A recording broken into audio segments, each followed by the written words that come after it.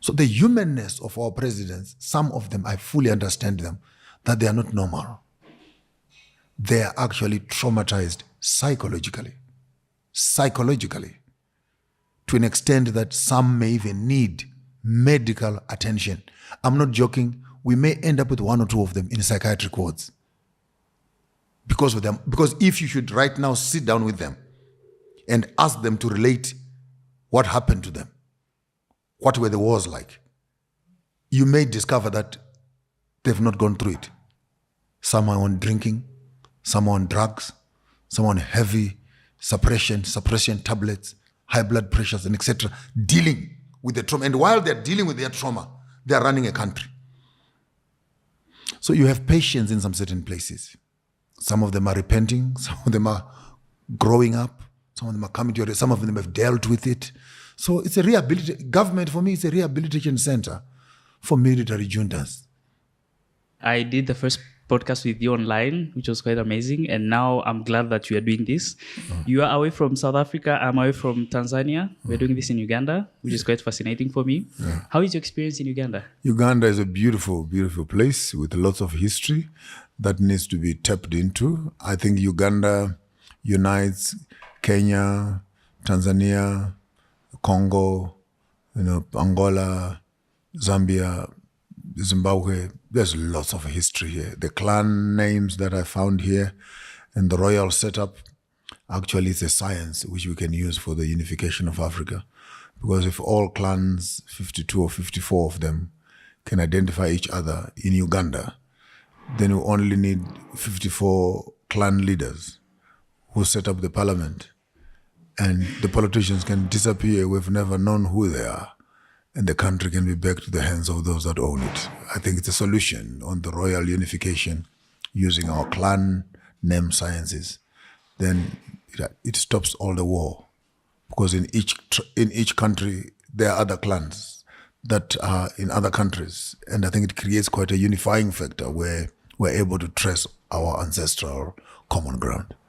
I like that because it's so unfortunate that most African countries, they would have things such as nepotism. Rather than using tribes to unify themselves, they use them to divide themselves, and they'll just be asking, hey, what's your last name? Then the moment you tell them your last name, they start judging you because now they know which tribe you come from, which is quite a disappointment. And I think it goes back to Tanzania and what Nyerere did, because right now you can hardly identify people by their tribe in the country, right? In as much as they're tribes and we value them, we appreciate them, we respect the culture, but we're not using that to divide against each other. Very important, very important. Again, what has built strong monarchs and strong civilizations and dynasties is clarity on history.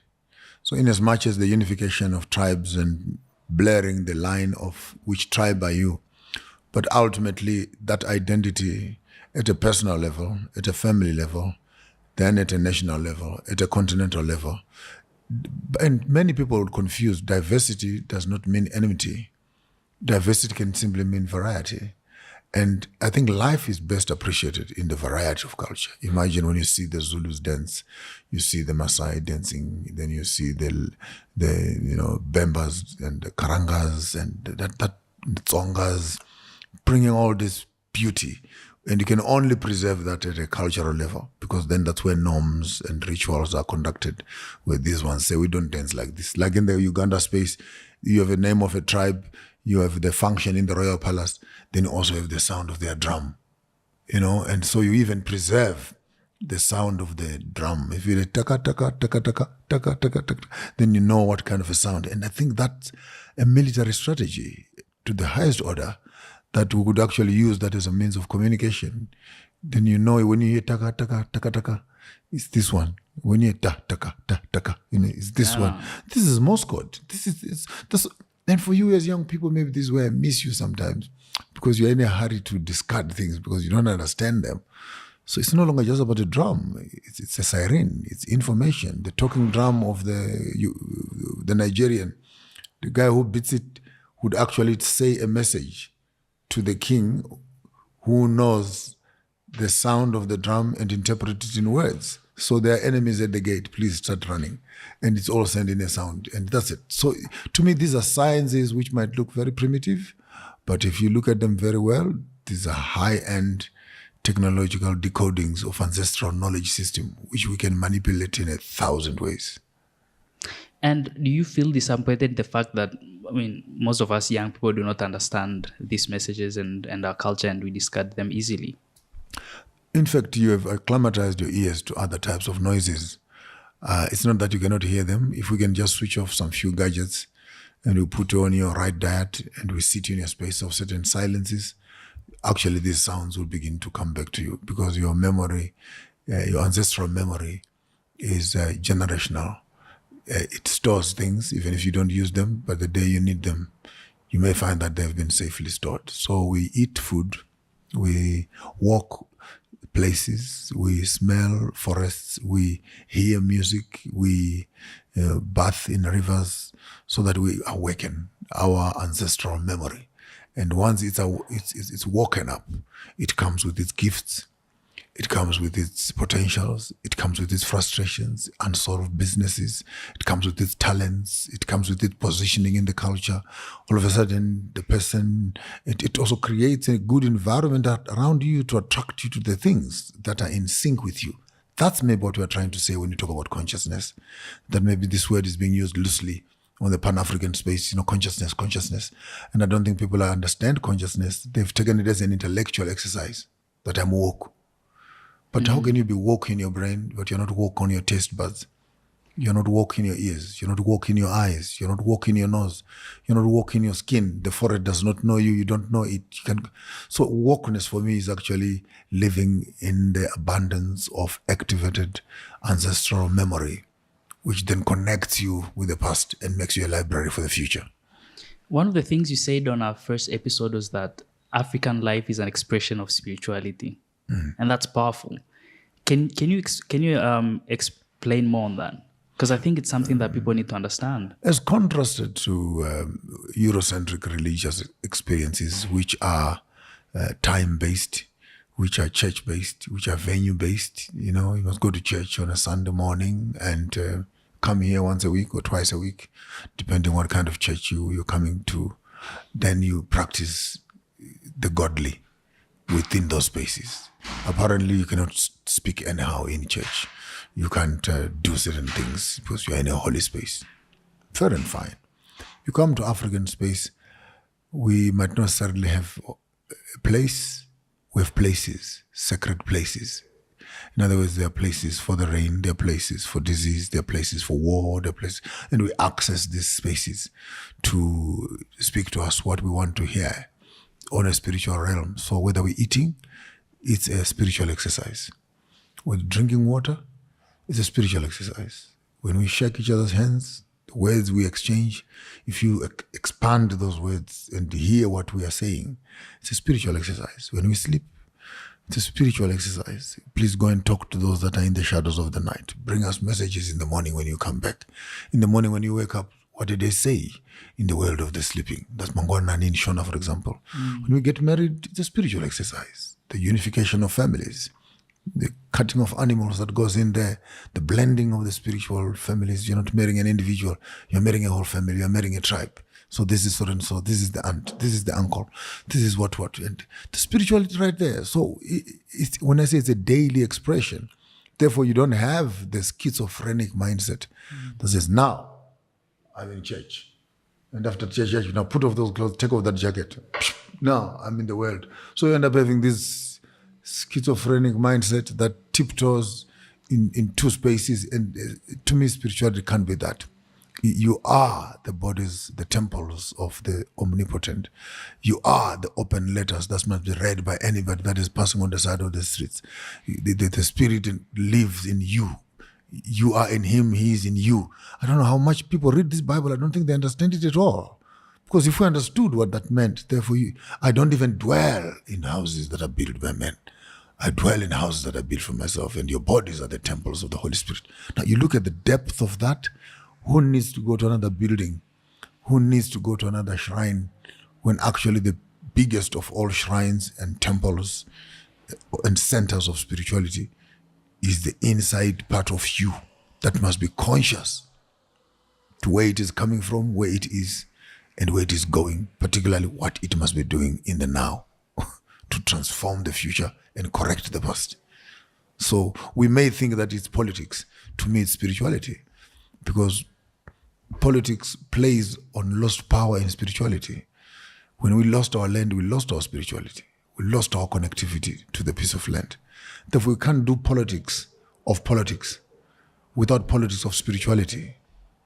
Politics of spirituality restores land to its rightful owners so that they can practice their rituals and lifestyles and culture in their own space. So before, and you cannot talk about economic progress, academic progress, entertainment progress, if you are not talking about people being indigenous and being in control of their means of production. That speaks to their present feeding, that speaks to the excess going for the market. That's business. And without land, you have no home, you have no business, you have no road, you have no tree, you have no grass, you have no house, you have no mineral, you have no water, you have no mountain, you have no river in a flat in town. You have no vegetables. So all other forms of political commentary that are void of land conversation are not political conversations. They are a circus, a mascot of European mischief. The only politics we need is the politics of land. Then they say you must have 2 wives. The first wife is land. The second wife is the one who gives you children. And if you don't have the first wife, you will abuse the second wife. And instead of fighting over second wives or girlfriends, we need to fight over the first wife, who is land. Men right now would kill each other for a wife, kill each other for a girlfriend. But who amongst us Africans right now are as passionate about land than they are about women? That's powerful. I think we can see the fear that the US people have right now, the US government, over Chinese buying their land. The Chinese are not just here to expand land issues. They are here to reorganize a population preservation of their own nation in other countries. They're overpopulated now, so they're pushing some of them here. Not only that, it's also a 30-year plan to take over certain parts of Africa. So the prisoners that are being sent here to come and work, they don't bring their wives. They come alone. So of the 153, 400,000 Chinese that have come with the 3, 4, 5, 11 billion investment, that number could be much more. All of them are bachelors. The only few executives have brought their wives, but the rest are prisoners and bachelors who now are making children in Africa. And these children will be Chinese and African, but being African, these children are Chinese, who are going to be educated in our system, who will receive scholarships to go back to China and come back and become presidents and ministers in Africa, and by right, they are citizens because we're born here. It's a strategy. In 30 years' time, you will call me back. I hope I'll still be able to talk. And you will recite this. When you have the first vice president, the first minister, the first president in one of the African countries being a crossbreed between Chinese and African. Are we seeing this happening? Go to villages and you see those children running up and down. In Zimbabwe, we have them. In Uganda, you have them. In Kenya, you have them. It's insignificant now. Let's not talk much about it. There are women right now who are pregnant with Chinese kids. There are some who are breastfeeding Chinese kids. It's there. And it's going. It's going. We saw it in Ghana, the Rawlings, a colored guy. How did a colored man end up as a president of a country? There's nothing. We saw it in Botswana. How did Cesar Kama become the president when he's a colored? His mother is British and his father was Tswana, and the father was a president. 2 generations later, he became the president himself. So it's nothing funny. This is exactly what is happening. That's mind-blowing. I mean, we are really seeing a shift in global power and dominance. And talking about that, 2 African countries have joined BRICS, now making 3. Yeah. And the African Union has also joined G20. You see, if Africa Union should change its name, it must be called A54. Why must it always be about Africa joining and Africa not uniting? We want to join G20. Why? What is it that G20 can do which you can do? What is it that World Bank is doing which you can do? What is it that BRICS is doing which you can do? So the real problem is that BRICS is taking away the most powerful African countries and giving them legitimacy in their organizations. By the time Africa wants to unite, it will have only the minority poor, whose voice will be inaudible to the muscle of BRICS, Euro dollar, and American dollar. But if Africa right now under OAU, or under AU, or under COMESA, or under SADC, or under Africa Union, I don't care. Stop having organizations that speak politics. We need an AU bank, Africa Union Bank. We need an AU stock exchange. We need an AU passport. We need an AU academic curriculum. We need an AU military organization that can quieten wars on the continent. We need an AU health system that can deal with pandemics. We need an AU entertainment center that does movies and our own sports. We need an AU that is sensitive to the spirituality of the African people. Unfortunately, the AU have right now is just a body that is writing protocols, writing papers and poems and speeches for world organizations. But when you look into the agenda of AU, right now I don't hear them talking about Niger. I don't hear them talking about the war in Congo. The only time I heard them was in Zimbabwe 2 weeks ago when they were talking about monitoring sanctions. How do you want to monitor sanctions if you don't know how to monitor war? How do you want to come and talk to people how they should vote instead of how to silence guns? So, World Union, which is United Nations, beautiful model. They have the WHO that deals with health. They have the Security Council that deals with guns, and they call them peacekeepers.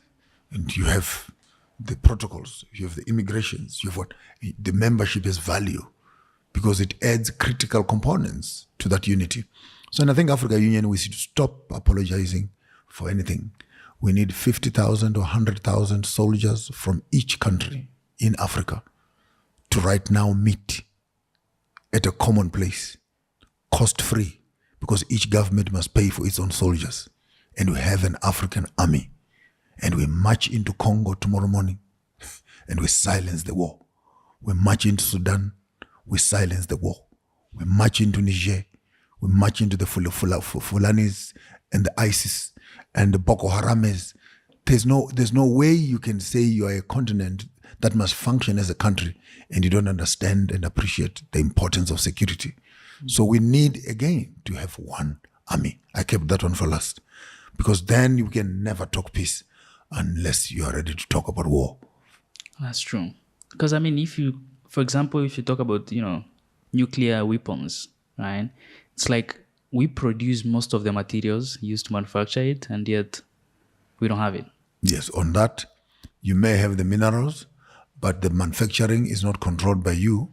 The manufacturing is controlled by the global West, who even will not allow you to activate uranium, because once it is active, it can be used as a bomb, but it can be used for electricity. So they can't trust you to come up with your own solutions, even on things that help you.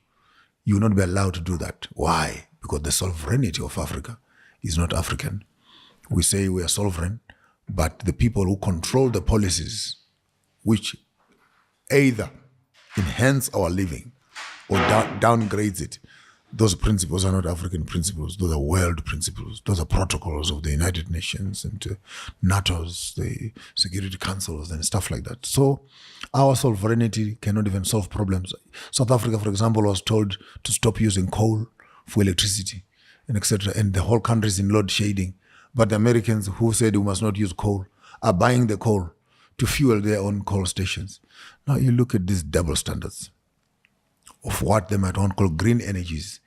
They are the ones who write the policies for green energies, like America, but they're not a member of the Green Energy Treaty. Then who are you lying to and who are you cheating? So the liberation of Africa does not only come with political conversations, it's going to come with an economic revolution where we begin to understand money, sponsor ourselves, change some of our military budgets into innovation, manufacturing, and producing. Then you are solving employment. Then immediately people have cash flows. You have a better tax base from where you can collect your taxes. With the taxes, then you can improve infrastructure. But government, in many times, they've jumped the stages. They're in a hurry to make people happy. So what do you do for them? You build them a road. That goes where? Do they have cars? Do they have, the road is for what? Which one is better for you to have a road or for you to have a job that can afford you a car and open a business that you can then pay tax, and with the money for tax, the government can build a better road for you. But the road finds you with a home, with a car, and with a better school around you. So the whole issue of infrastructure sometimes is just the pressure from the common people who say, we want services, we want services. So you end up having to build people houses. I don't want any government to build me a house. I want to get my own business. I want to do my own job. And I want to build a house to the spec that I want to build the house. So these photocopied two-roomed houses for people, it's not dignity, it's disrespect. And again, when you don't fully understand how to create a sustainable community by activating means of production, the availability of water, the availability of employment, industries, the availability and flexibility of government policies to entrepreneurship and innovation, creation of new ideas. How easy is it for you as a young man to have a new idea right now and walk through the bureaucracy and have that thing on the shelves in the shops? You must still find, even if it is a herb that your grandfather has been using for 200 years, they would want to test it. They will put laws of how it must be done. And you spend 6 years, actually the process now is 5 years, 5 years to have one pattern of a drug on the shop. It will take you 5 years. So now you want people to employ themselves and empower themselves to have a new technology right now and get it patented into the shelves. It may never make it. There are people who have discovered cars that use water. Those patents are still sitting. They will not even be allowed because those that are running petrol cars cannot risk losing their business because a cheaper technology has come in. So what do? They buy the technology and put it on their shelf and many times wait for you to die. And then they activate those things. So you're dealing with an African young man like yourself who begins to understand the global conversation. And now when you begin to have a political conversation with your friends, it's no longer an issue of let's change, let's vote, let's what? Changing what? Voting what? Because the people you're putting in power are not aware of the system. They will get into these offices and do exactly the same. You're exchanging hyenas with foxes and wonder why sheep are always disappearing. And so where exactly are we going wrong? Is it that the West are trying to hold us back? Is it that our leaders, because I think these are things that they're very easy for leaders to understand that they need to do, but yet they're not doing them. It's an iPhone that you bought, young man, but you have just downloaded a Samsung software. And all the good files of Android, your phone is reading them as error. Error. It can't even function. The phone is brand new. You just put an Android system on an Apple hardware. They don't talk to each other. The African software, the African spirituality, or the African hardware, either way, that is not talking to the colonial software that has been put on the African hardware, or the African hardware which is being put on the African software. Doesn't matter to me. But there's no conversation between the one who is producing the raw material and the one who is selling the final product. There's no communication. This one wants to buy it for $80 a kg uranium, and he is selling it at $200. And this one is saying, now come back here. Bring my $140, $120 that you didn't bring back. The one says, I don't want. And this one says, no, I'm no longer going to be selling to you. I'll be selling directly. This one says, no, you can't. Even when you sell it directly, they must still keep it the same price for me only. But for everybody else, sell it at 200. This is the French Niger conflict that you have. Then you sit down and ask, for the past so many years, how many tons of uranium have been taken out of Niger? At 80 cents. So per every kg that left this country, how many dollars has Niger lost? It goes into billions. Is France by any chance willing to admit that it has been stealing? No. Are they willing to let go so that Niger can start afresh? No. Are they willing to bring the infrastructure to Niger so that Niger can benefit from uranium as a final product in terms of electricity? No. What do you want Africa to do, France? We want Africa to prosper. How do you want them to prosper? By making sure that we keep their resources and their banks in France here, and we only give them money which is their own tax money as loans and at a good interest for us. So what has the interest of Niger? Nigers have no interests. What are the interests? The only interests that matter are the interest of America and the interest of France. Now you're talking about African development with that picture, that Barclays Bank, Standard Bank, FNB Bank, Total, BP, Shell, all the high volumes of transactions that are happening in the country, they're happening on a side economy that is colonial, and the local government does not have access to that. They can only wait for tax, and taxes are on less than 20 to 30% of the total. And once the money in the bank is in the bank, Barclays South Africa, Barclays Harare, Barclays Uganda, Barclays Britain, monies are being transacted legally on paper.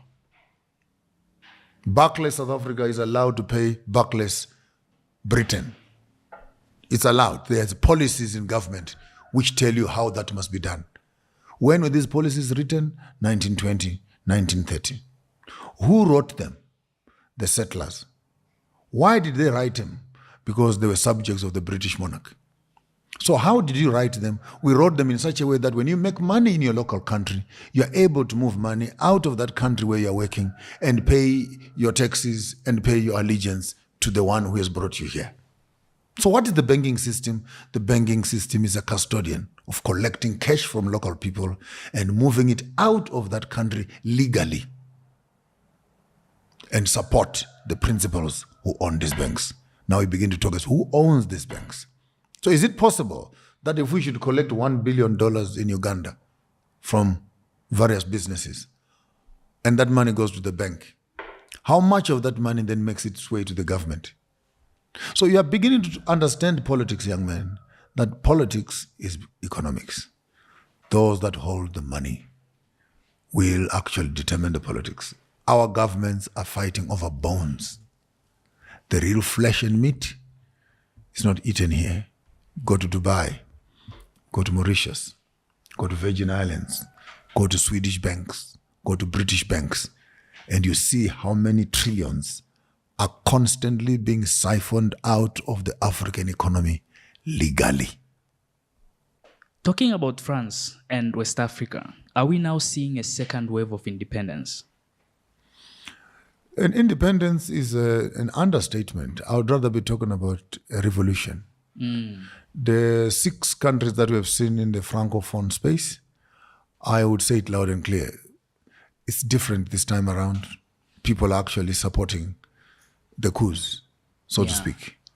Not because people support the coups, but people are just fed up with the colonial stooges who have been sitting in offices and every weekend they're in Paris taking pictures, doing groceries, and basically they're custodians, supervisors, class prefects to make sure that the French establishment, the McDonald's and the KFCs that are in your country are able to operate peacefully.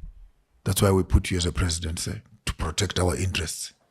What are your interests? Our interests are your businesses that are in your country, that are running, that are directly paying us. Our interests are your raw materials that we are going to get for no money, for a song, at cheap price, so that we can fuel our factories and industries this side. Those are our interests. Because if we don't get these raw materials, our people will lose their jobs. And when our people lose their jobs, they will turn against us. But no one bothers to ask these people who are taking the raw materials, do they have the same jobs? So are you saying that your people are more important than our people? Unfortunately, France has interest. China has interests. Britain has interests. America has interests. Except Africans have no interests in their own economies. They have no interest in their copper. That's why they send it away as it is. They have no interest in their uranium. That's why they send it as it is. They have no interest in their iron ore. Send it as it is. They have no interest in their uranium. So when you as local people don't have an interest in your own interests, in your own revenues and materials, until other people from elsewhere will even send soldiers in your country because they can't trust you to protect their interests. And 15,000 soldiers right now sitting in Niger and saying we are not going because France's interests are on the ground here. Our embassy is not closing because we must make sure that the uranium keeps on going. Even if poor people in Africa will benefit from that, it must benefit us first before it can benefit you. And it may never benefit you. That's why the oil pipes of Nigeria are passing through villages where poverty is worst. British Petroleum.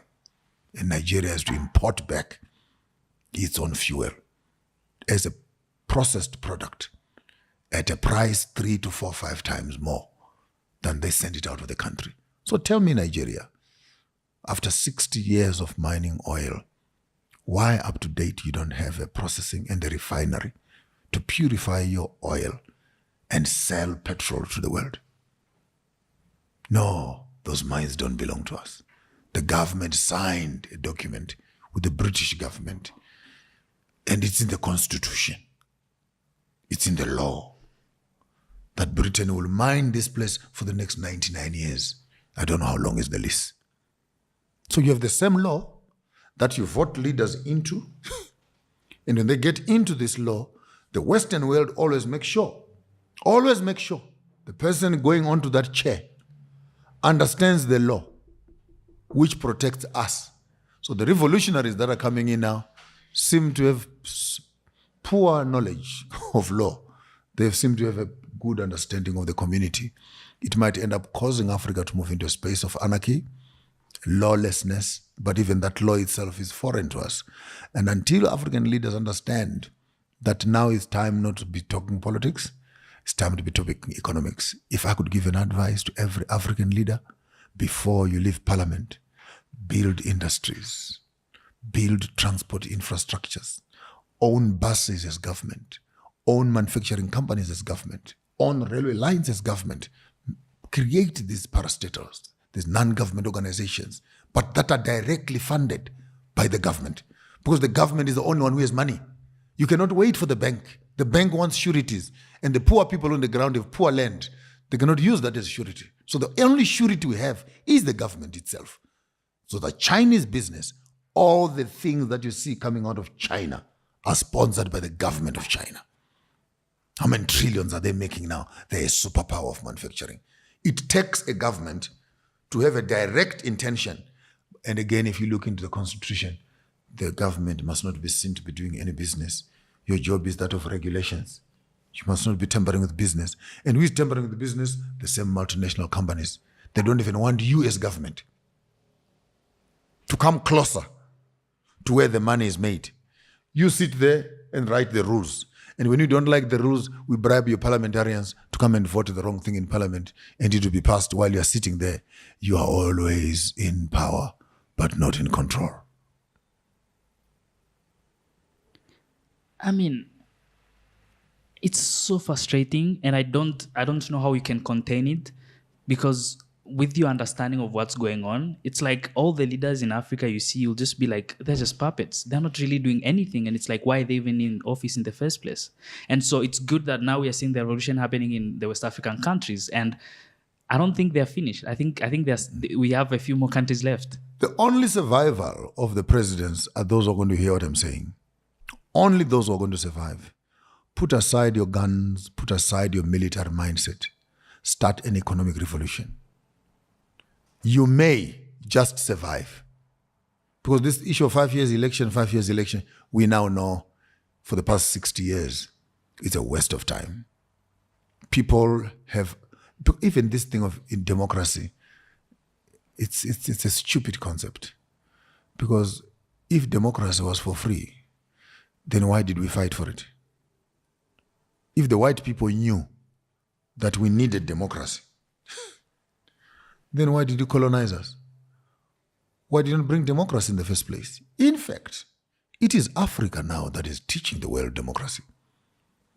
Because you oppressed us, and in some cases we are still working in our countries and we have not killed you. We are giving you freedom, which you were not giving us when you were in power. So who is democratic now? Is it the one who was oppressing, or the one who is free and is giving you access to your own freedom also? So African democracy has actually liberated colonialists who were trapped in their world of supremacy and could not even practice democracy because they were not democratic themselves. So Africans beginning to understand who we are, where we are coming from, brewing and breeding a new breed of politicians who have different conversations, putting these politicians in positions of influence where we can influence policy. We are able to start stopping fighting over colonial papers of voting and elections and all this useless time-wasting exercise. The real exercise is activating the economy. And once people have the economy in their hands, let me make it very simple. Own your means of production and own your value chains in the means of production. It's only when you begin to get into manufacturing that you don't need to worry about employment. You don't need to worry about the middle economy. Because once there is ownership of land and there is exploitation of that land, not only in agriculture, but in housing, in farming, in dams, in mining, in etc. And once the land is in the hands of the people are going to create for themselves work.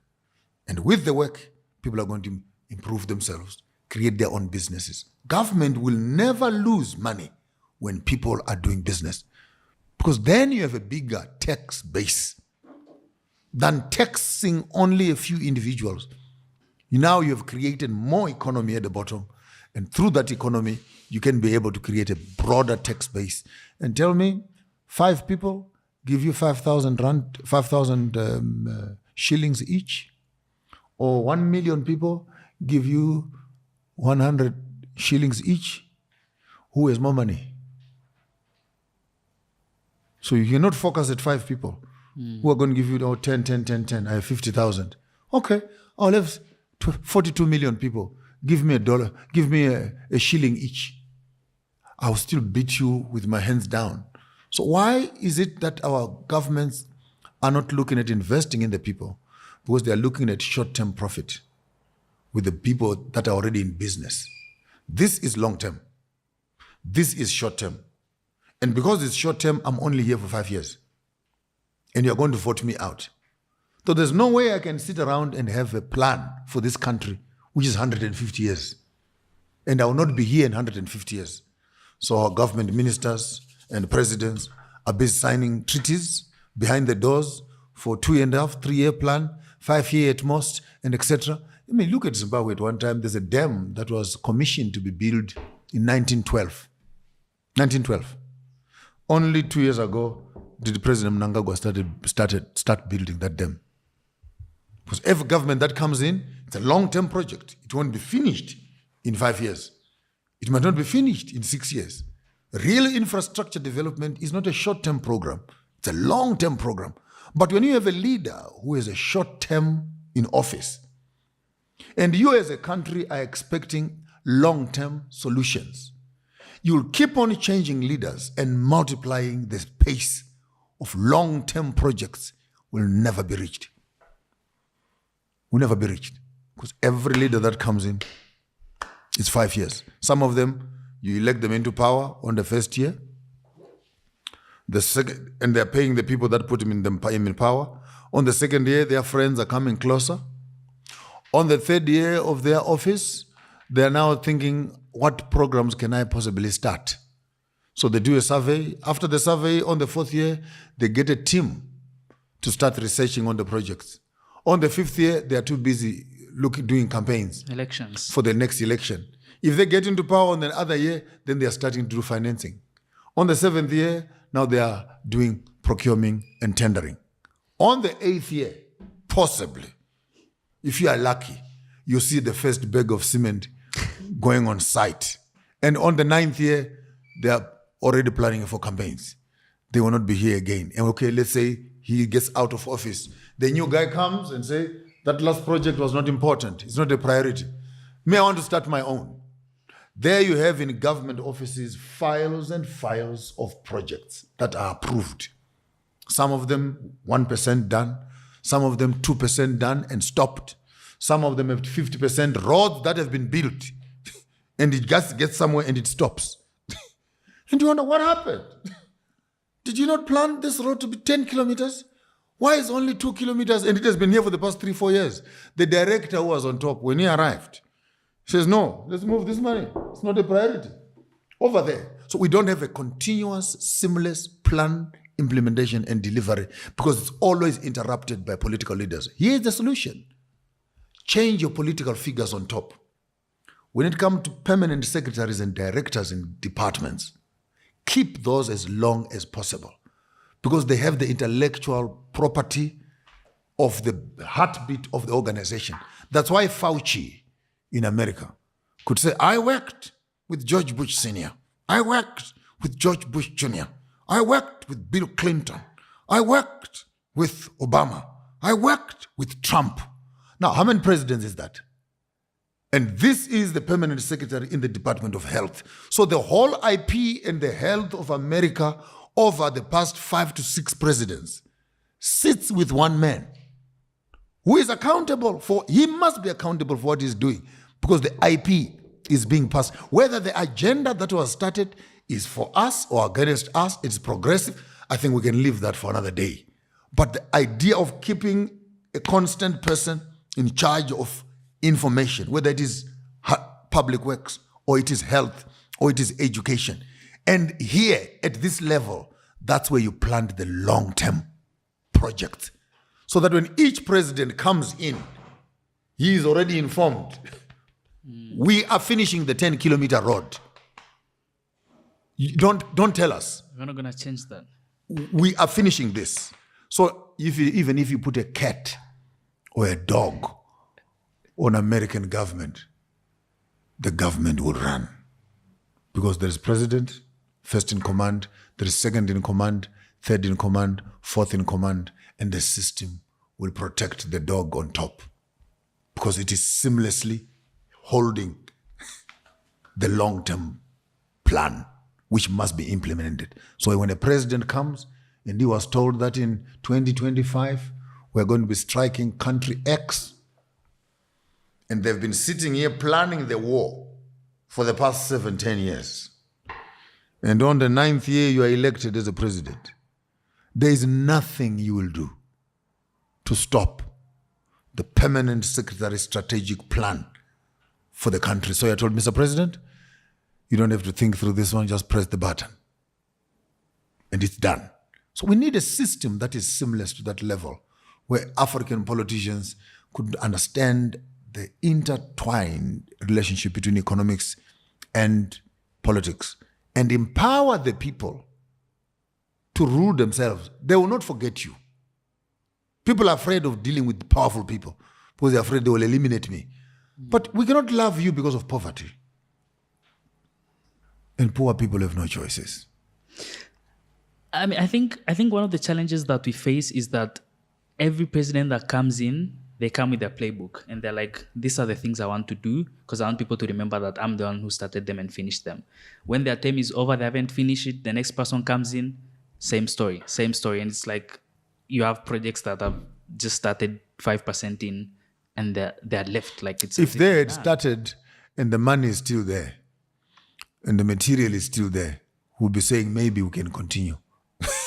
Most likely when those projects stop, no one stops to ask, so what happened to the budget?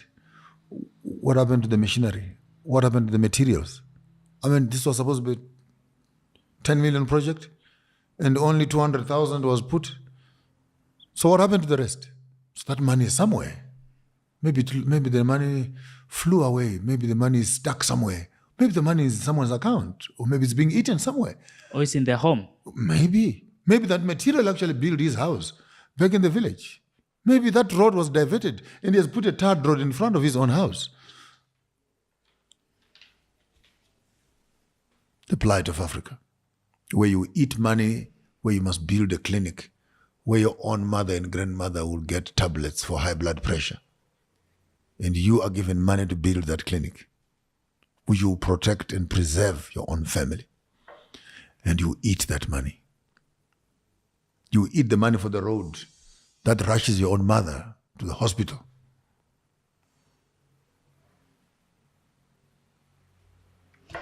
There's nothing that can be as evil as a politician who eats public funds. Because you're not only destroying the public, you're destroying yourself and you're destroying your own family. These are your relatives. They need the services. And then you eat the money. And then you buy a 4x4 so that you can run on dust roads that have potholes. Instead of taking your 4x4 and fixing the road so that other drivers and borders can ride also nicely.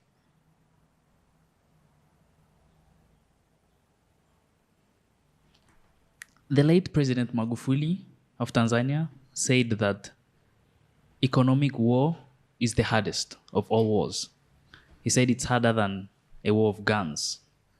And I think we are seeing that almost everywhere. It takes a different software. That's the problem. For military war, we go to a camp, we roll on the floor, we do push-ups, we do shoot up stuff. This is how you get grenade, how to break guns. You train 6 months, 1 year. Then you pick up a gun in your sleep. Now talk about the economic war. Why would Magufuli say that? Because you are moving a soldier who was trained to shoot, to blast, to detonate grenades, and you put him on a balance sheet. This is the reality of African politicians who walk from the bush with whatever kind of education they received. This one story. Then you move this entire system into they come as political people into the economic boardrooms. So there's frustration as to why things are not changing. Because the very understanding of how the system is wired, they never went on the shooting range to train as economic soldiers. Where if you are going to be doing a revolution on the economic table, sorry, I think we can proceed. I think it's recording. The revolution on the economic table needed the same discipline and training that we did for political liberation. And maybe let's give you the full war. After we have fought the political war and won, then we discover we have an economic war which must be fought, we must win. Then we'll discover there's an academic war of education that we must fight and win. Then we discover there's an agricultural war we must fight and win. Then sports and entertainment, we must first fight and win. And lastly, spirituality. So I've actually designed for you, your generation, the 7 major pillars that the modern young people, you need to understand this battle. Or else, your fathers stood up after political war. Oh, now we need economic war. We don't need to go that route. Let's activate all the 7 of them and let's implement. So with the coups that we have seen, I think that's the first stage. Then comes in the next stage of, running the country and creating fighting the economic war. Are the current revolutionary leaders in West Africa prepared to be able to do that? You can never be prepared for a revolution, unfortunately. The disadvantage we have is that the educated young people are drowning in the Mediterranean. These military leaders who are coming into space, the young people, the technocrats that they need, who can implement the project, they're either too old or they're on the Mediterranean. So now you have the political environment that is conducive. The question is, do you have the academic, the economic, the agriculturalist, and the industrialists who can now fit into those vacuums? Because the danger is you take over. You chase away the French, you chase away the British, who were manufacturing your sugar and your bread and your peanut butter, because you abandoned your old ways of life as Africans. So bread will go on scarcity on the market. Salt will go on scarcity on the market. Because the people who have been supplying these things is not you, but the same people that you're chasing away. So you're going to end up with a hunger strike. And once people get into the rampage of hunger, you are back again. This leader is not good. Let's change him. Let's put another one. And this has been the vicious cycle. So the real war is entrepreneurship, putting means of production in the hands of young people, creating conducive environments for young people to function, and grow the economy from the bottom.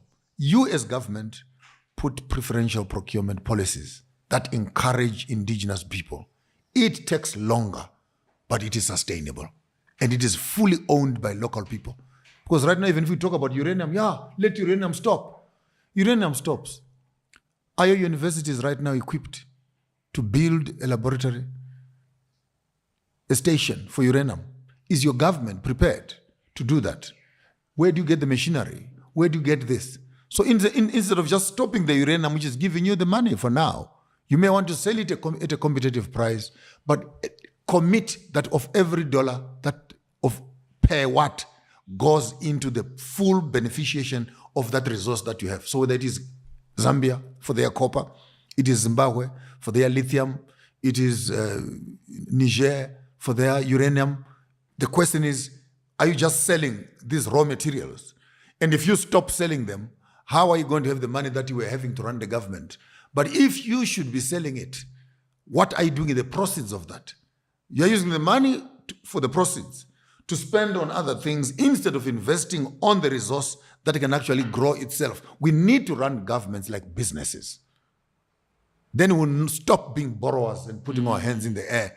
Because the policies that we have put in place to allow resources to go out of the country are the very solution to the needs of the masses at the bottom. You are busy selling raw materials. These are crying for jobs. And you as a leader, you can't think to say the raw materials that I'm selling, if I put them here, I could create a factory that creates the jobs. So it sounds like the economic war needs a totally different type of a gun. We need people who understand not only European economics, Western economics, Chinese economics, but also African economics. Because the pyramids were built in Sudan and in Egypt. We don't know what economics they were using. Benin was built with all the complications of that city.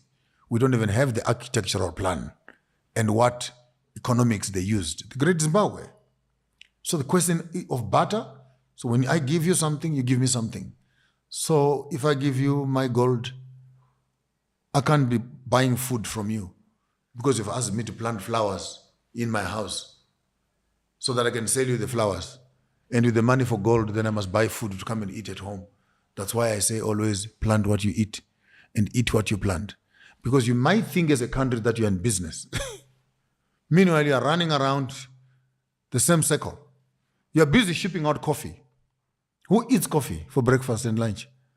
And with the money that comes for coffee, now you must buy food. So why not just remove this coffee and plow food that you can eat? This is the mindset that we have.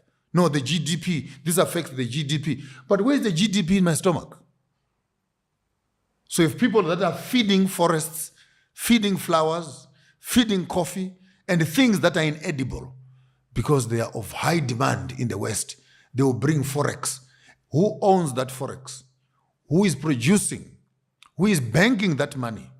Whose land is it? Are those people eating? Consolidate your thinking as an African nation. It's mind-blowing. And it's like, Africa was the least of the continent you're supposed to be having these conversations.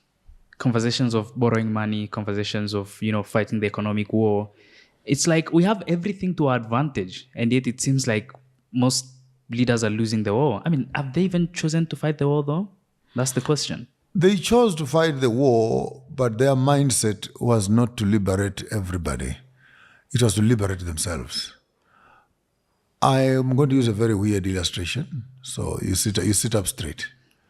In a psychological ward where diagnosis can be made over the effects of abuse, various forms of manifestations happen over and above the physical. If it was a physical abuse, there is also so there's a physical abuse itself. There's also got emotional abuse. There could also be mental abuse, which can manifest itself in many ways, where you can either become too abusive also to others, or you can become suicidal, or you can have an altered personality. So when you look at our political leaders, there's a psychology that needs to be set down and discussed. These people fought.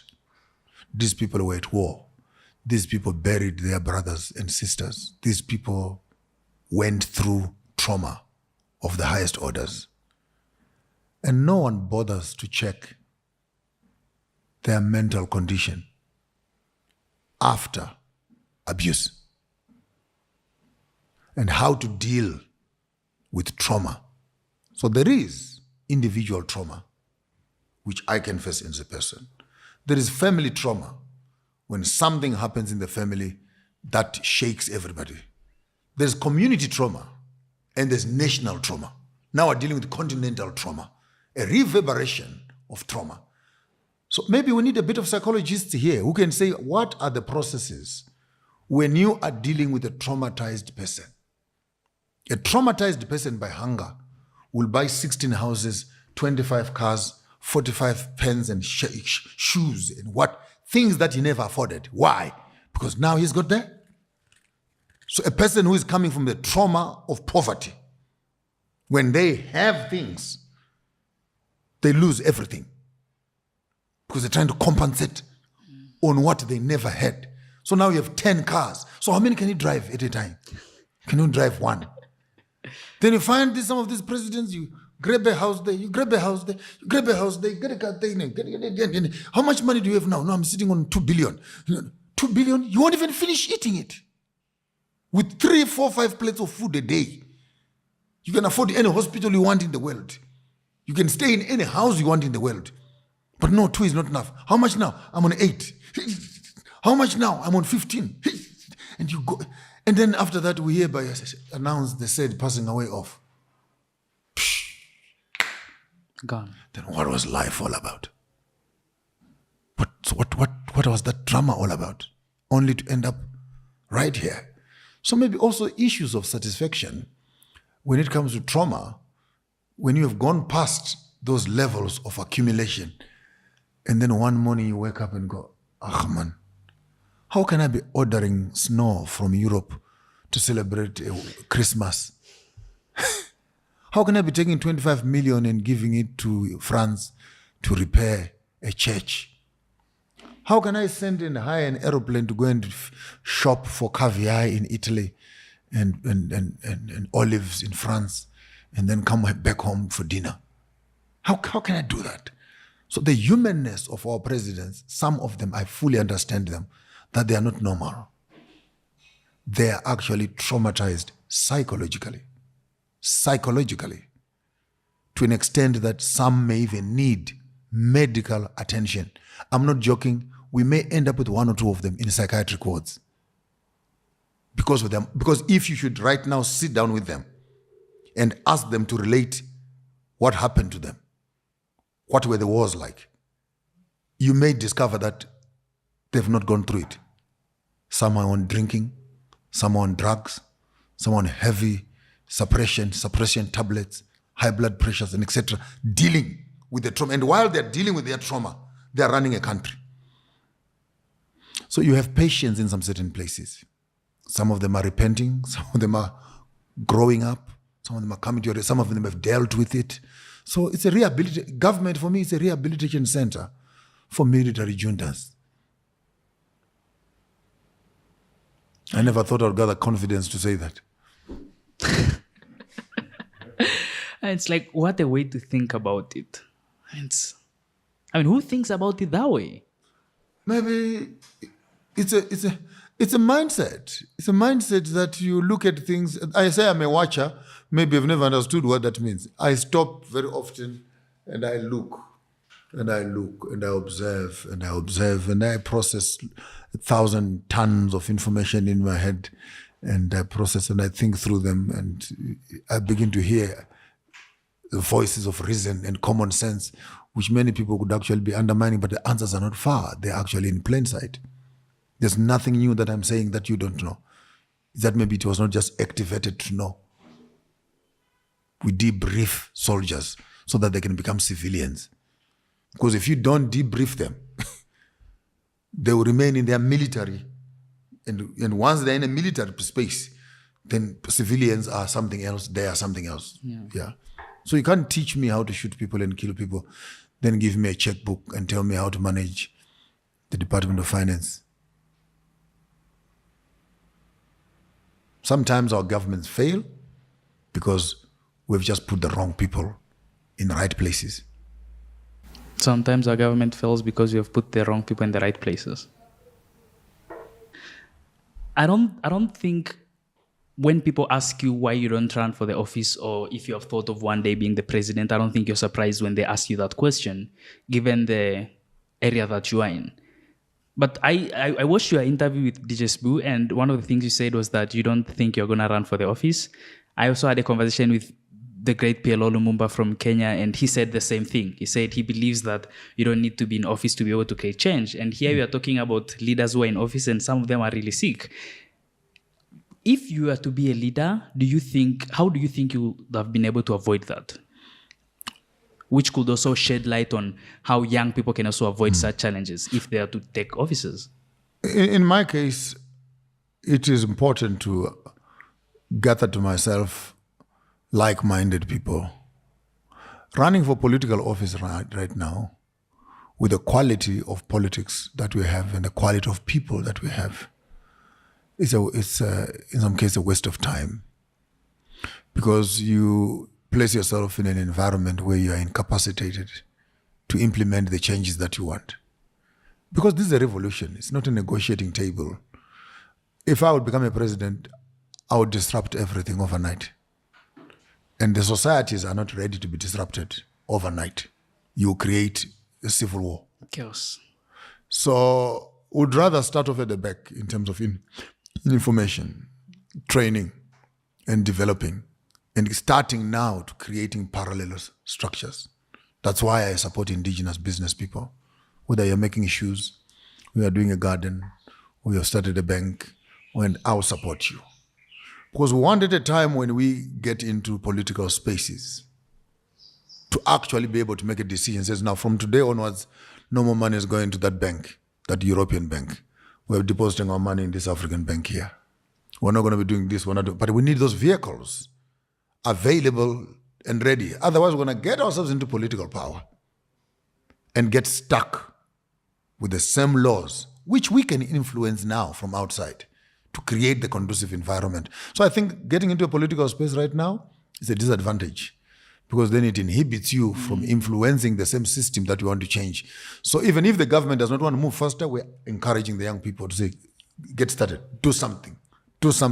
Another 5-10 years from now, all old people go where other old people go. And when they go, other people will be in their spaces also. So we don't have to fight for politics and power. If what we want is to change our societies, I think education and the information distribution is one of the most powerful tools we have right now to begin the intellectual revolution towards the preservation of Africa and championing a new future. And I don't think access to education is the problem though. Because I mean with internet right now, you can learn anything you want to learn, right? I usually say if someone walks up to me and they go like, hey, I want to learn, let's say, video editing. Can you teach me? I'm like, you're not serious about learning. Because if you are, you can literally teach yourself about it, right? Like you can find the resources that you need. And so the question is, I mean, but I think we can now say that young people are really thirsty of change. And we can see this through the revolutions happening in West Africa and their support for the revolution. The problem we can count on education and pinpoint on education is that in as much as there is so much available education, but why is there so little invention? So it looks like the education is not tapping into the right juices that can actually give us a political revolution. I wish the internet was teaching people how to activate uranium, how to make batteries out of lithium, how to make copper wires. What are the systems that are put in there?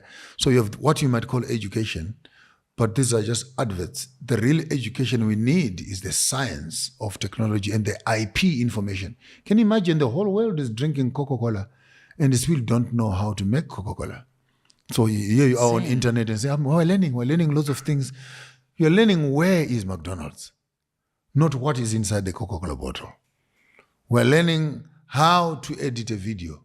You're not learning how to make a video, how to make yourself a machine that takes these cameras. So the information you're talking about, young men, yes, they've flooded it with the useless information. They have not exposed the IP information. And the real money is not on retail. The real money is on manufacturing. So maybe if it makes sense to you. Wow. No, it does. It does. And I think we can agree that those who run businesses are the ones who have true power. That is a fact. In fact, business is the real politics. The rest is a playfield of poor people. Rich people don't vote for nothing. Their money votes for them. Their money decides for them. But then again, our governments don't create policies that enable people to become entrepreneurs. I think we've gone past that because creating entrepreneurs eats into the established businesses. So you'll find mainstream shops are not happy with the people that are selling clothes on the street. Why? Because people are no longer coming to their shops to buy. But who is paying tax? They are paying tax. They are not paying tax.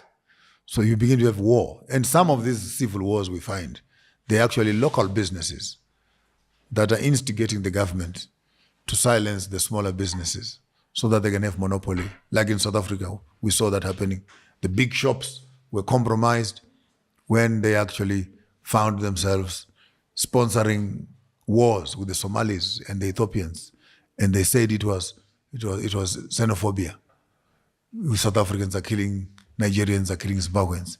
But when you look further into the pot, you find that there's a foreign hand that is manipulating this thing to get this business removed here so that their businesses can remain where they are because these people are all over their faces.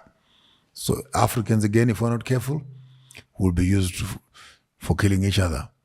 While we are shooting and killing each other and we are standing at a graveyard, the white man is at the bank signing the spoils of war. If you had to give us an action step of how to proceed to win the economic war, how would that look like? It will be as simple as one government takes one budget. One government takes one budget. Just leave a few little money in critical services like health and education. The full government budget. You just walk up to China and buy factories. Put one in Njinja, put one in Kasese, put one in Munyoro, put one huge industries, whether for manufacturing bamboo, toothpicks. Can you imagine with all our engineers, Africa, and all the trees. A toothpick. A whole engineer with 14 years qualifications can make a toothpick. So we need a government intentional intervention, which is backed up, picking up all the professors, all the professional people that are there, package them first. How much capacity do we have in this industry? How much capacity do we have in this industry? Both in terms of skills development and young people coming as an apprenticeship. You have the instrument as government. All that information is in your hands. Okay, we have so many in water, we have so many in etc. This for water, let's see what we can do with the Victoria. So you simply re-establish the function of activating your economy from the grassroots. So stop, take the military budget, take the national budget, get to China, buy factories of processing pineapples into juice at world market level. You're no longer just producing pineapple juice for 2, 3, 4 shops down the road. Buy factories for making, what you call these nice bananas, plantain, and etc., and packaging them for the world. Big businesses. Big businesses. And with this big business, imagine the amount of employment that comes in immediately. Imagine how this turns into banking. Imagine how this turns into school fees. Imagine how this turns into buying cars, how much it turns into buying houses, and etc. So the cascading of activating the economy where it matters the most is a whole solution. You're sitting here with millions of tons of water, which you don't even know what to do with as Uganda. That water is just flowing to the sea. And it's right here. It's a nuisance, actually. People wish they could cover it and close some of it to put houses. And here's the resource. Of all our engineers in the government and beyond, no one has ever sat down to say, how can we convert Nelubale's water resource into a world-class business? Not only for tourism, but into world-class business. Not only for fisheries, but a world-class business. And all our schools, we go there to study everything else except what we have. So you go to study about William Shakespeare. You don't know how much water is in Nelubale and how deep is it and what are the other uses of water that we can have, and how can you as young people who are sitting next to this resource make sure that you benefit from this resource. Your education never told you that. So we send our children to Caesar, and we're surprised why they've come back as Romans. I think we go back to what Fanon was saying.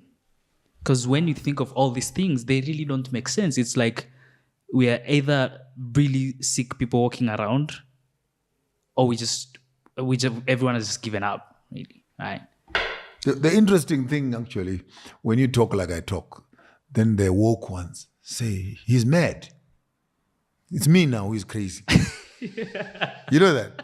It's very interesting, isn't it? You tell people this thing is like this, then they look at you and they go, no. Yeah, that is You are too highly opinionated. You are mad. And you sit back and you look and you feel sorry for them. But in the fullness of time, I think when we were young, we believed everything. When we got a little bit older, we started questioning everything. Now we are mature. We even question the question. These are levels of inquiry. So when we were young, we would be excited just to hear of something happening and we get excited. But when you got older, wanted to know. We were young, we'd be happy we're eating sweets. Sweets are nice. But when you're older and you see your child eating sweets, you are worried. Who gave you the sweets?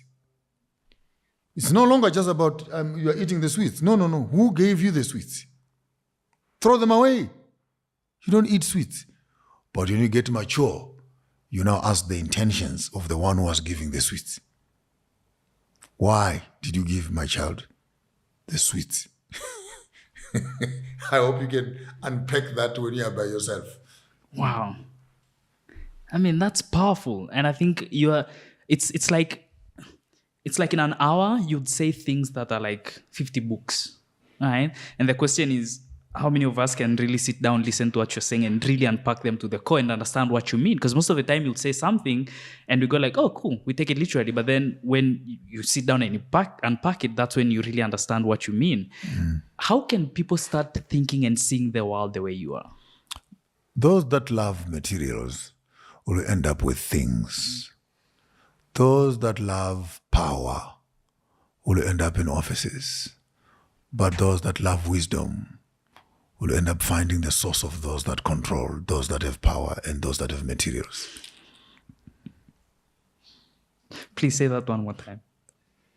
Those that love materials end up with things, and you can never have enough of things. It's an empty life full of things, and you're empty inside. But another group is looking for power, where they want to control people. Influence. And many times they can't control themselves, but they want to influence everybody else. But the real group that we must be looking for as young people, don't look for people with materials. Don't look for people with power. Look for people with wisdom and knowledge. Because wisdom controls power, and power builds materials. Is this like saying become philosophers? Philosophy is only a way of saying, I have had enough time to process some certain thoughts for you. And as much as you are a doctor also, and you've had enough time to know how to fix my teeth. As much as you are a mechanic also, say, I've had enough time to learn how to fix your car. So when you come to a philosopher, you're coming to a space where we have had enough time to process theories around the world and come up with conclusions that are not based on thumb-sucking, but on research, experience, spiritual interventions. And your mind is supercharged into spaces of processing thoughts that a common person would find it difficult to do so. Not that they can't think, but sometimes you need tools to think. And many of us have not been privileged with such tools to process big bodies of work. I think one of the ways to tap into your mind and your knowledge is to read your books. My books are a bridge. It's a continuous bridge that I've been writing. So you'd find from my old pastoring days to my counseling, youth counseling days, to my transition into the spiritual space, to my political space. So don't locate me in one space. Just look at it as a man in transit. And I'm recording my journey. And right now I'm writing my own Bible, the Gospel according to Maponga J, which is now my ultimate. And we are really looking forward to that. your generation will read it. Absolutely. Yeah. Absolutely. Sir, it's been a pleasure. Pleasure is mine. Habari zako? Nzuri sana. Asante sana. Tunaonana kesho. We'll see you again some other day. Tomorrow is a good day. Oh, yeah. I appreciate you, young man. You're doing a good job in Tanzania. Send my greetings to all the brothers and the comrades in arms on the Pan-African space and the professor there. Tell them I send them my greetings. But I must come to Tanzania. You're more than welcome. Come.